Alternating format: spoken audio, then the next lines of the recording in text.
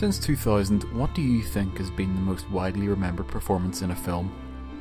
Perhaps you'd say Chiwetel Ejiofor from 12 Years a Slave, or Ralph Fiennes in the Grand Budapest Hotel, Bill Murray in Lost in Translation, or maybe Alicia Vikander in Ex Machina. But if I had to bet my money on what the majority of cinemagoers would say, I'd have to go with Heath Ledger as the Joker. It's almost impossible to overestimate the influence and effect of Heath Ledger's performance on modern cinemagoers, especially as it relates to one of the staples of any story, cinematic or not, the villain.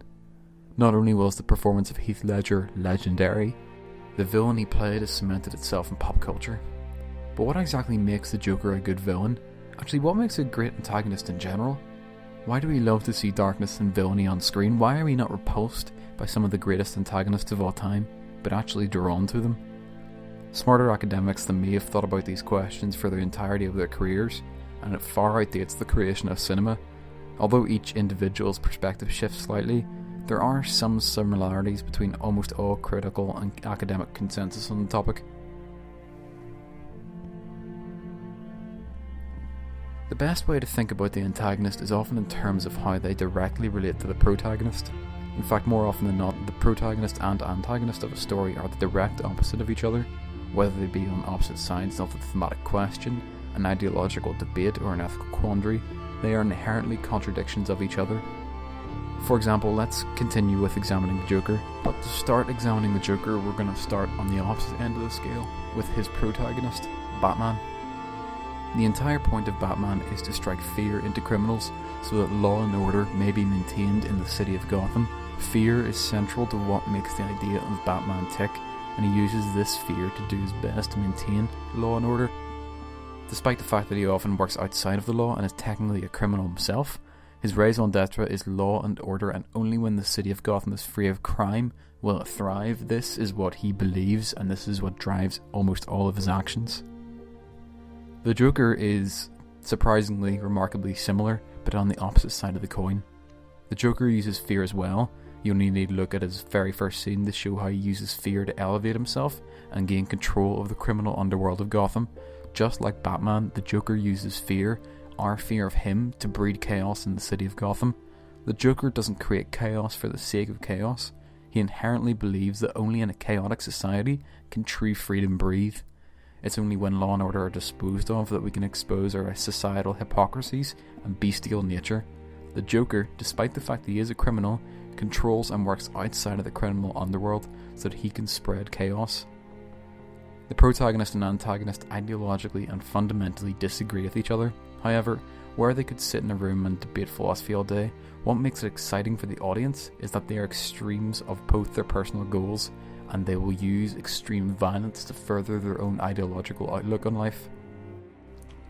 The duality directly manifests itself in the character of Harvey Dent, or Two-Face. The persona of Harvey Dent, the attorney who uses law to better the city, is what Batman aspires to do. Two-Face, influenced by the Joker, uses chaos in the form of a coin toss to dictate his every move. Two-Face is the result of when two directly opposing ideologies clash, and it isn't a spoiler to say it isn't pretty. Batman and the Joker are too alike when you really think about it, and that is one of the many reasons why the Joker, specifically the Heath Ledger portrayal, is considered to be one of the best ever performed. Batman and the Joker are two sides of a violent, unhinged coin, and because we can see, subconsciously or not, that he is incredibly unlike Batman, he is incredibly effective at pulling off his role as an antagonist. If we look down the best villains of all time, as dictated by the AFI, every single one likely thinks they are the hero of their own story. Let's take another one of the greatest movie villains of all time, HAL 9000 from 2001: A Space Odyssey. The beauty of HAL is that he is the definition of logical. There is not a single action he takes in the entirety of 2001: A Space Odyssey which can be described as irrational.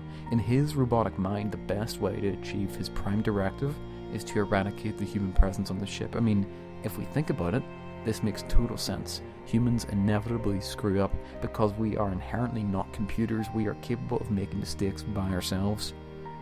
If you were a computer on a spaceship that wanted to maximize the chance of a mission to be a success, then surely removing the human element is the best way to do it. HAL is a perfect example of what we may act like if we didn't have emotions and a moral compass that guide our decisions in life. He is a perfect example of what could happen to those that are completely detached from their goal, but most importantly, if you take the entire film from his perspective, he certainly thinks he's the good guy. The antagonist is no longer a stereotypical ne'er-do-well twirling his mustache and laughing like a maniac. Nothing makes an audience more uncomfortable than not only understanding the motive of a villain, but empathizing with it. Nothing is scarier than being able to see the villain's point of view. If the antagonist is truly amazing, you may even sympathise with them and share their viewpoint. Sometimes the protagonist can represent an ideal that you heavily disagree with. Lots of this can be seen in early cinema from a modern perspective. For example, in D.W. Griffith's Birth of a Nation, the Ku Klux Klan are portrayed as the heroes of the story, riding to victory with triumphant music, whereas the African American statesmen are portrayed as disgusting buffoons. Does the context in which the story was created change who the protagonist and antagonist are? This is a good moment to take a slight tangent to say that antagonist and villains are not necessarily interchangeable words. An antagonist of a story is the main opposition against the protagonist, but that doesn't mean they are evil. See Caliban from Shakespeare's The Tempest to see evidence of that. Shakespearean scholars to this day still debate whether he is truly the antagonist in the story, or perhaps the victim of the protagonist. He is essentially enslaved by the protagonist, and when he hatches a plan to try and escape, the protagonist beats him down brutally. Where does the line between protagonist and antagonist begin and end? Which leads me to my final point. Often the distinction between protagonist and antagonist isn't as simple as looking at the Batman and the Joker, two ideological extremes from each other. Often the lines are far blurrier and the protagonist sometimes develops into his own antagonist. Continuing Shakespeare, the most famous example of this would be Macbeth. At the beginning of the play we are led to believe that he is a noble and brave man, but all it takes is a single whisper, a promise of royalty in his future to send him on a downward spiral towards antagonism. Then the original antagonist of the film, Macduff, actually becomes the protagonist. Lines shift and the literary distinctions between the archetypal roles are moved about so often that it's often not clear who to root for. This is the exact kind of disorientation a writer like Shakespeare would try to accomplish. And to demonstrate that these techniques are still used to this day, you need look no further than Paul Thomas Anderson's There Will Be Blood. The same Shakespearean tragedy can be seen in Daniel Day-Lewis's Daniel Plainview. What corrupts Macbeth and Daniel Plainview are different slightly, but the fact remains that a protagonist can turn to antagonist when confronted with their deepest desire, whether it be greed or power, respectively. An audience is far more sympathetic to an antagonist that they can track through their downfall. A turn from hero to villain shows that antagonists can come from the best of us, and that's terrifying. Every antagonist is different. The points I've made are simply a few ideas that have been proposed, but a deep dive can be conducted into almost any film antagonist.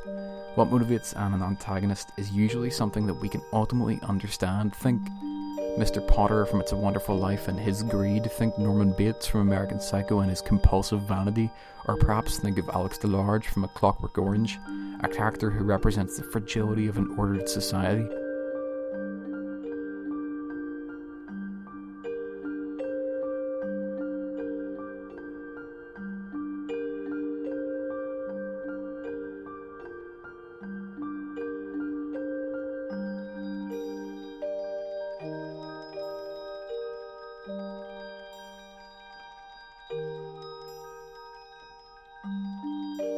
All it takes is one bad day to reduce the sanest man to lunacy.